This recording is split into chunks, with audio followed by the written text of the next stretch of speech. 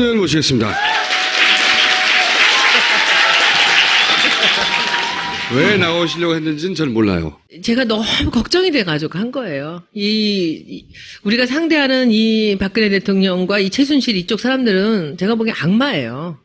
지금 이렇게 얘네들이 프레임을 씌우면서 고영태 얘기를 하는데, 고영태가 뭐 어쩌고저쩌고 하는데 이 얘기를 해야 되겠더라고요. 자기들 주장이죠. 고영태가 거기서 일을 했었던 고영태라는 사람하고 자기가 불륜이라고 이걸 주장하고 나오냐고요. 이거는 상식적으로 틀린 일이잖아요. 왜냐면 감추고 부끄러운 일인데 그 얘기를 대통령 변호인단이 얘기를 하고 그것을 또 이 변호인단이 다 찾아서 얘기를 하는데 그때 제가 머릿속에 이렇게 딱 전기가 딱 오는 거야. 이 사람들이 이걸로 없는구나. 뭘 다른 걸 덮으려고. 그렇지. 네. 그래서 이 사람은 이렇게 나쁜 사람이고 못 믿을 사람이다. 근데 그 못 믿은 사람하고 불륜한 그 여자는 뭐고?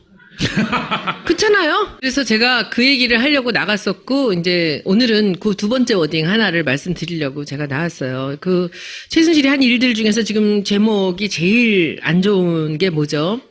인사농단이잖아요. 그죠? 그리고는 뭐 국정농단 이루 뭐 여기저기 말할 것도 없고, 돈 좀 된다 싶으면 이것저것 다 빼는 거죠. 오늘 보니까 그 김영재 병원에 뭐 200 몇십억을 지원하려고 그랬잖아요. 거기 또 이상한 게 하나 있어요. 그 냉장고가 아니다. 금고가 사라졌잖아요. 근데 그때 제가 장시효가 뭐라 그랬어요? 금고 속에 뭐가 있다 그랬어요? 그 화장품 회사하고 관련된 서류가 있었다 그랬잖아요. 화장품 회사하고 관련된 서류가 왜 금고에 들어가죠? 화장품 회사가 사실은 자기 거야. 자기 거지. 그거지. 제가 보기에는. 저도 계약서죠. 근데 계약이 정식으로 이름을 계약하지 못하니까 뭔가 이 계약을 해놓고 딴짓을 못하게끔 이게 2중 3중으로 걸어놨을 거예요. 그 계약서가 거기 있었다는 거죠. 근데 계약서가 아니라 서류가 있다는데 저는 그걸 딱 보고 이거 최순실 거구나 딱 느꼈어요.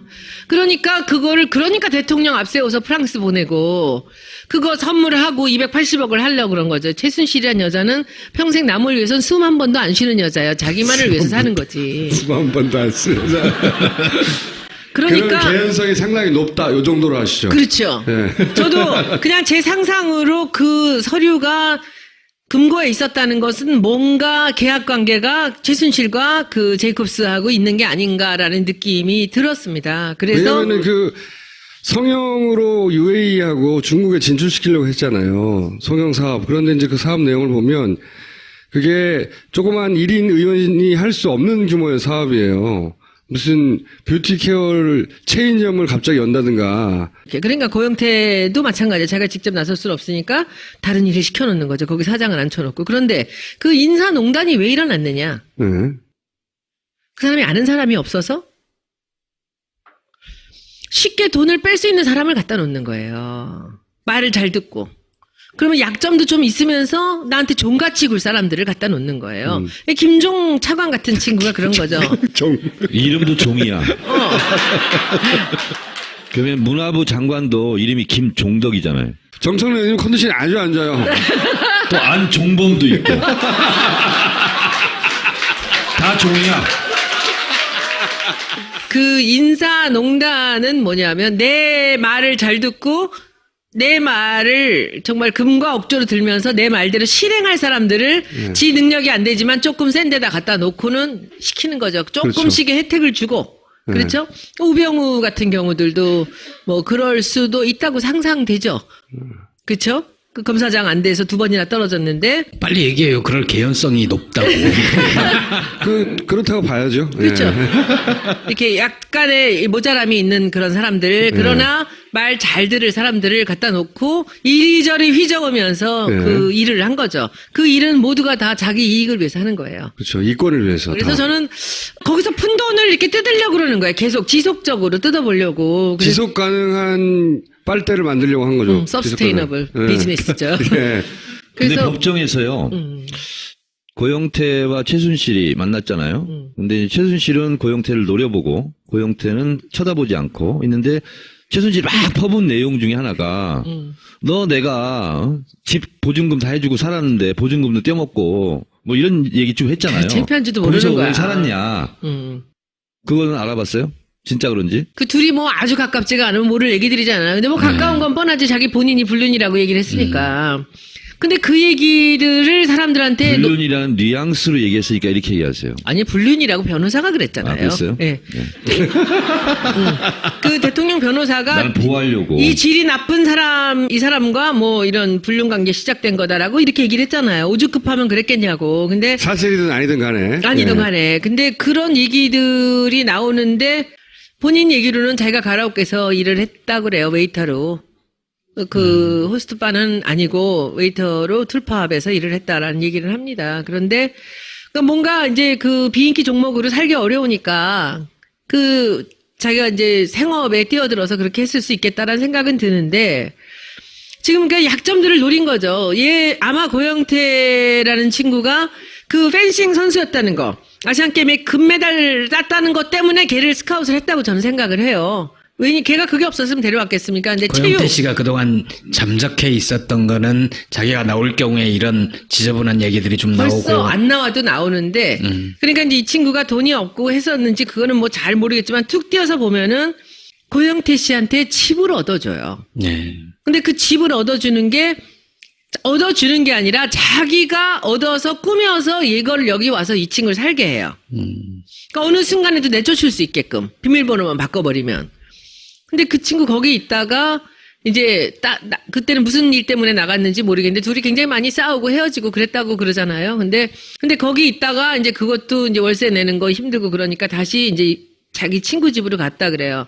근데 고영태 씨 말로는 자기가 뭐 사기를 당했다 그러더라고, 매덕을. 그러니까 제가 보기에는 자기 생각에 고영태의 약점은 내가 다지고 있고 내가 뭐 돈을 좀 들고 흔들면 언제든지 고영태는 마음대로 좌지우지할 수 있다라는 생각을 최순실이 하고 있다는 생각이 들어요. 근데 저는 고영태가 너무 걱정인 게 저렇게 고영태가 잘못한 거다라고 덤펑 씌워놓으니까 고영태 하나만 사라지면 모든 책임을 안고 없어지는 거잖아요.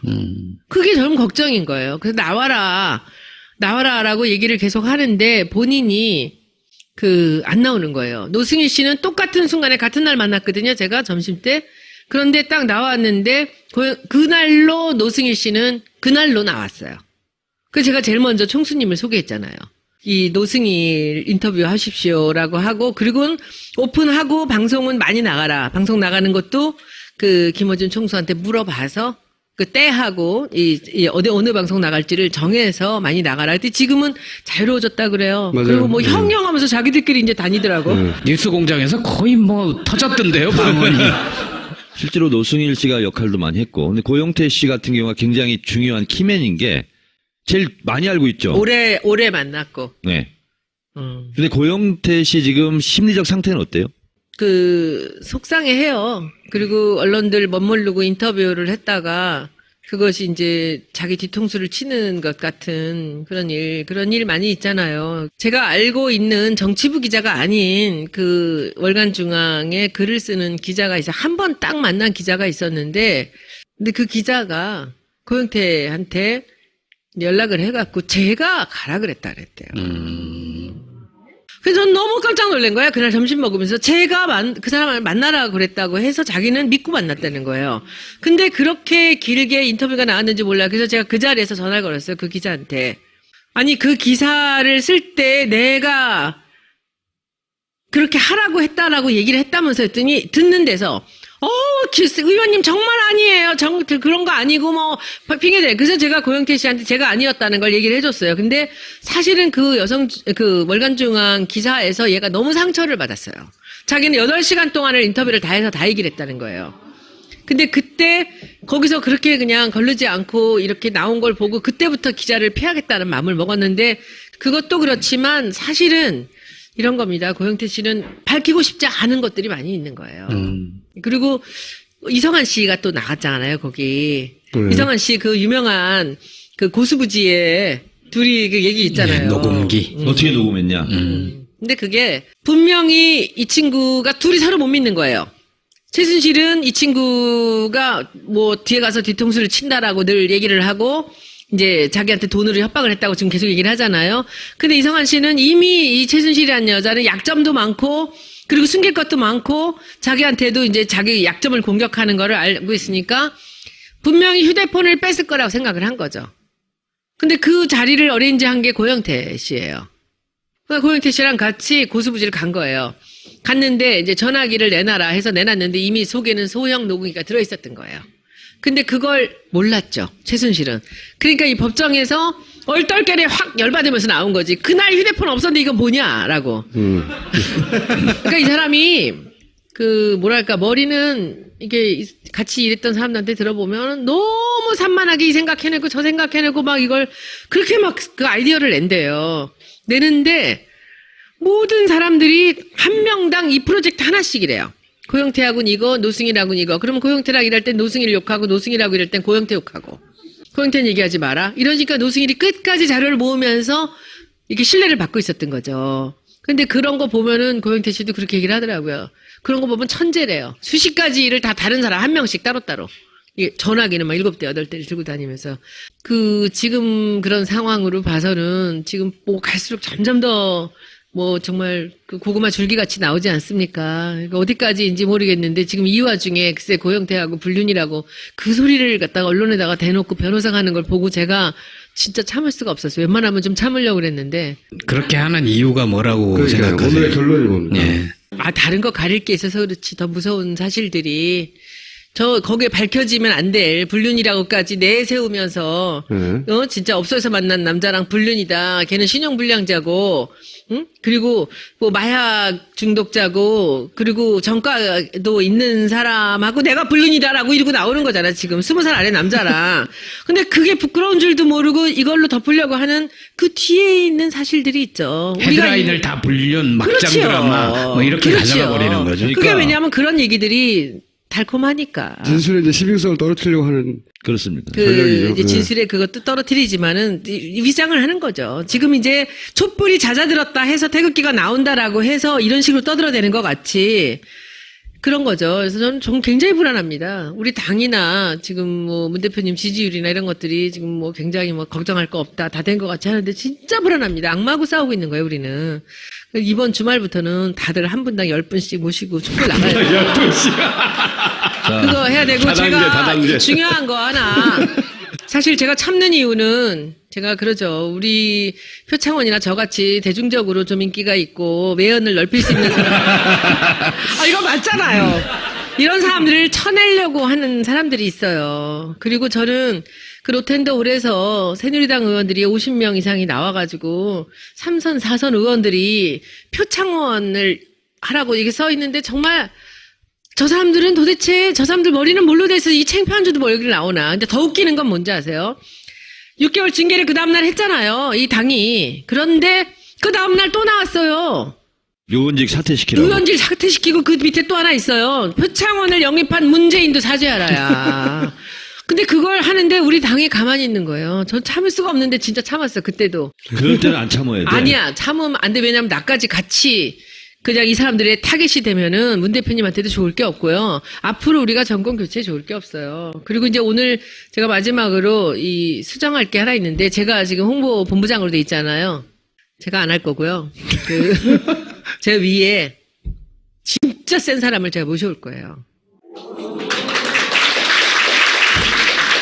이제 굉장히 유능하고 저보다 나이도 한두 살 더 많으시고 정말 이 업계에서는 그분이 위원장하고 그냥 본부장 하면 돼요. 아니 그분을 본부장 시키고 저는 그냥 부본부장 해도 되고 일은 제가 다 할 거예요.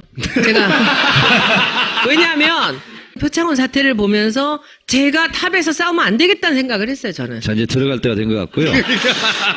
손잡고 들어가세요. 지금은 모든 것을 다 뒤로 하고 거두절미 불문곡직 닥치고 탄핵입니다. 촛불. 네, 닥치고 다시 나가서 촛불. 100만을 보여줘서요. 첫날 촛불 같이 이제 날씨도 풀리니까 여러분들 한 사람당 10명씩 닥치고 탄핵! 화이팅!